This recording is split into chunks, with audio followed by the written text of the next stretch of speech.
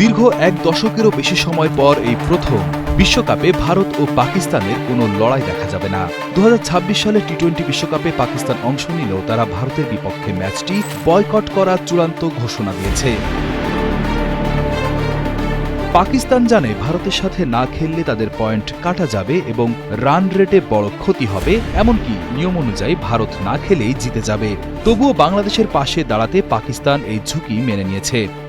ভারতের বিপক্ষে 15 ফেব্রুয়ারির ম্যাচটি বয়কট করলে পাকিস্তান সরাসরি 2 পয়েন্ট হারাবে।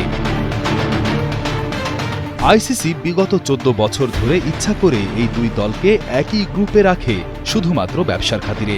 ম্যাচটি না হওয়া মানে আইসিসির জন্য কয়েকশো কোটি টাকার নিশ্চিত ক্ষতি এবং টুর্নামেন্টের আকর্ষণ তলানিতে গিয়ে ঠেকে যাওয়া। আইসিসি পাকিস্তানের ভারত বর্জনের সিদ্ধান্তে উদ্বেগ এবং হতাশা প্রকাশ করেছে। সংস্থাটি জানিয়েছে তারা যে কোনো দেশের সরকারের সিদ্ধান্তকে সম্মান করে, কিন্তু এই বয়কট বিশ্ব ক্রিকেট এবং কোটি ভক্তের স্বার্থবিরোধী।